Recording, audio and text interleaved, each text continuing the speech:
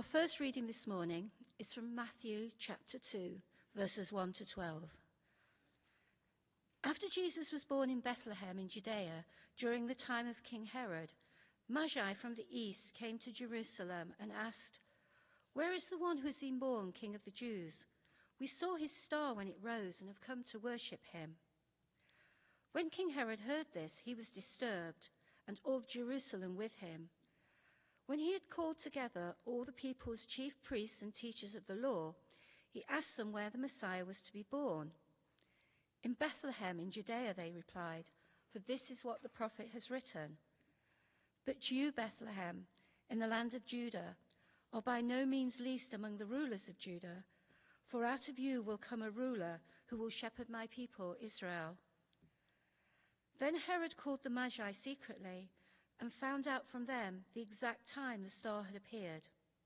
He sent them to Bethlehem and said, "Go and search carefully for the child. As soon as you find him, report to me, so that I may too go and worship him."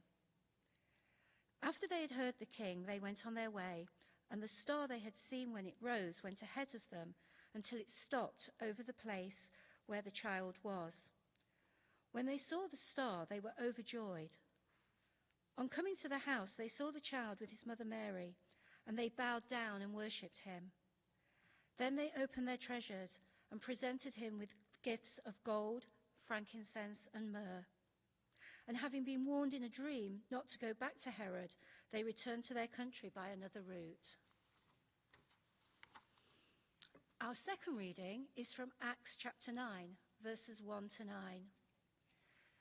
Meanwhile, Saul was still breathing out murderous threats against the Lord's disciples. He went to the high priest and asked him for letters to the synagogues in Damascus, so that if he found any there who belonged to the way, whether men or women, he might take them as prisoners to Jerusalem. As he neared Damascus on his journey, suddenly a light from heaven flashed around him. He fell to the ground and heard a voice say to him, "Saul, Saul, why do you persecute me?" "Who are you, Lord?" Saul asked. "I am Jesus, whom you are persecuting," he replied. "Now get up and go into the city, and you will be told what you must do." The men traveling with Saul stood there speechless. They heard the sound, but did not see anyone. Saul got up from the ground, but when he opened his eyes, he could see nothing. So they led him by hand into Damascus. For 3 days he was blind and did not eat or drink anything.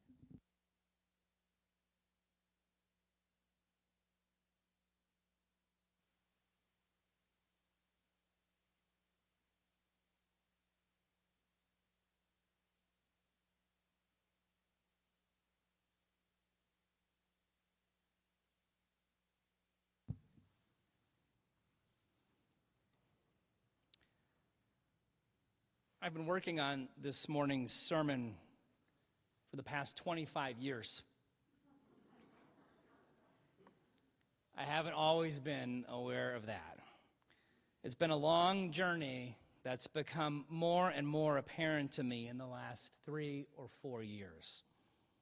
And I've been biding my time, waiting for the right moment and the right congregation with whom to share it. Today, on Epiphany Sunday in the year 2025, feels like the right time, and I hope UCC Keene is the right place.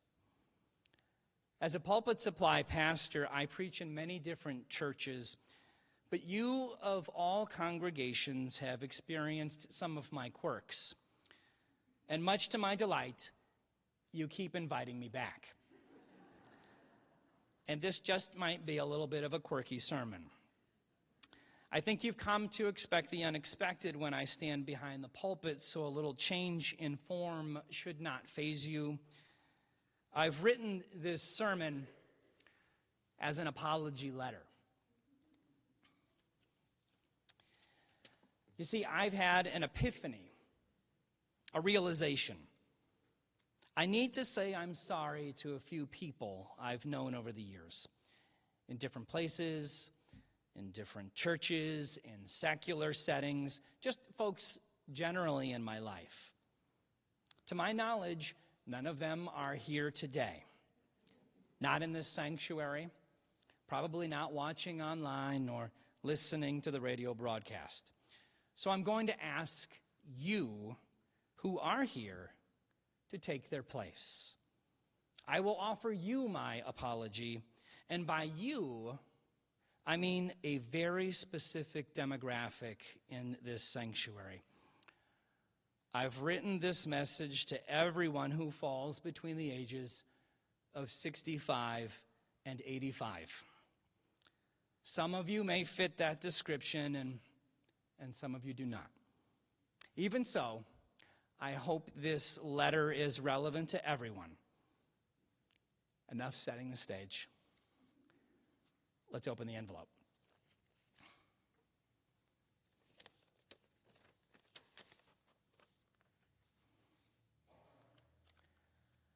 Happy Epiphany, my enlightened elders. I hope you and your families are well. It's been a long time since we've seen each other. I'd put it at 15 or even 25 years.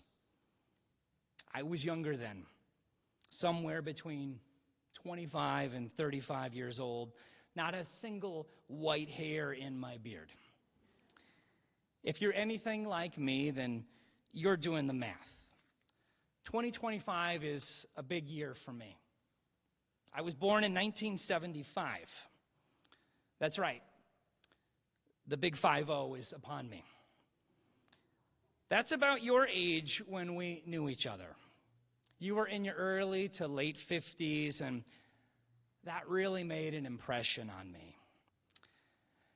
I must admit, I did not always think of you as enlightened or respectfully as an elder back in the day. Old, maybe. Enlightened, not so much. No, there were other adjectives I used to describe you. Some of them were kind, but some of them were not. And that's why I'm writing to you now, on Epiphany, in the year of my 50th birthday. You see, I owe you an apology and an explanation. I'll start with the explanation first. I remember as a child throwing my dad an over-the-hill party on his 40th birthday. We decorated everything in black. Black streamers, black balloons, black wrapping paper, and even black icing on the cake. 40 was supposed to be the worst, and we rubbed that in my father's face. Is that a thing anymore? 10 years ago, when I turned 40, I didn't fear it. Life was good. I was happy and healthy, and the future was bright. No, I feared 50 in great part because of you. You really colored the way in which I viewed most 50-year-olds. All of my observations and experiences suggested you all were miserable. You were always crabby, always complaining, always pessimistic. I did not enjoy spending time with you. When we worked together, I felt like it was your singular goal to make my life difficult. My optimism and ideals seemed to offend you. The first words from your lips when I offered an idea was, no. I was dumbfounded by your responses when they did not seem to match the occasion or the topic. And the icing on the cake for me, who at the time had 2 lovely little children at home whom I adored, was the ways in which you spoke about your own children. I can't wait until they leave the house, you'd say. My kids are monsters. Why did I have them? I'm counting the days until they go to college. And I would think to myself, what is wrong with you? You are horrible human beings. How can you feel that about your own kids? And why are you saying those things out loud? Now, over the years, I had compiled enough evidence to prove that people in their 50s were unquestionably the worst. And I would never, ever join that lot. No, I would happily age from 49 to 60 overnight instead of spending one day as a 50-year-old.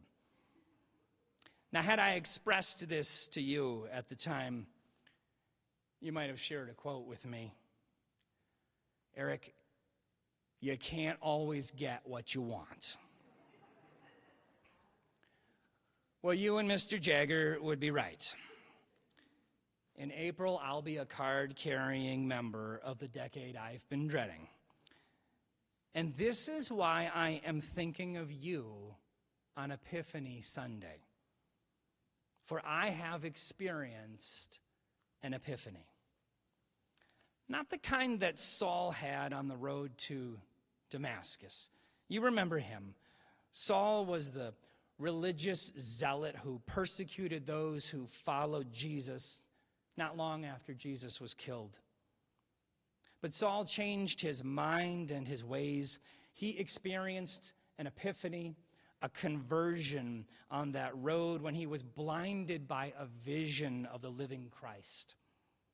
Then Saul became Paul, the apostle who wrote so many of the letters of our Newer Testament, now supporting the early movement of Christ and founding many, many churches. My epiphany wasn't like Saul's, instantaneous. It's been more like that of the Magi. They saw a light, a distant star in the sky, and they knew it meant change. And they set off on a time-consuming, arduous journey that probably would have taken them years to reach their goal. When they finally arrived to worship that newborn king, Jesus probably would have been old enough to answer the door when they knocked. I can hear you sharing another quote describing this as the long and winding road. You and Mr. McCartney would accurately name the journey I've taken to my epiphany. I've come to realize that I was wrong about you. I judged you too harshly. I didn't have the relevant life experience at the time to empathize with you and what you were living with and through. And I've come to realize that all the negativity I witnessed was not really directed at me, not always, but was stress and anxiety coming out sideways. I've come to realize that I need to say, I'm sorry to you for thinking ill of you and your fellow 50-year-olds. I know you don't even have to ask how I've come to this epiphany. The other day, I had a conversation with a friend who was in his 70s. He asked how I was doing, and when I paused just a half second too long before responding, he jumped in. "Oh, I know," he said. "You are in the thick of it." He was right. I am. And so are many of my friends who find themselves entering this new decade of life. I don't need to do a deep dive into the details. You know. Our cute toddlers have transformed into teenagers yearning for independence, an independence that comes with an enormous tuition bill. Our 50-year-old bodies just aren't the same as they used to be. And it seems that one of us, at any given time, is dealing with some form of loss, stress, or unexpected life change that compounds with all the others. I will admit to you now that I have said out loud some of the same cringy things that you once said, the very same words that made me think you were horrible. And the second, more recent part of my epiphany is that I need to lean into the second line of that Rolling Stones quote. You can't always get what you want, but if you try sometimes, you just might find you get what you need. I needed that conversation with my septuagenarian friend. When he said, "Oh, I know you are in the thick of it," he did so with a supportive smile and a comforting sense of really support. He shared some stories from his not-so-distant past that made me feel better about what I and my peers are experiencing, as well as the pride and the joy he is living in this moment. It was a little epiphany light that points to a hopeful future and illuminates the blessings that coexist with the anxiety and the stress.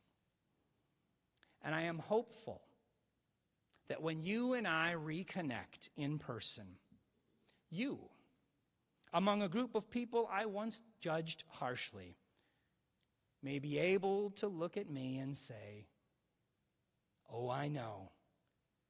You're in the thick of it. And here's how I managed to put a smile on my face while still on the long and winding road."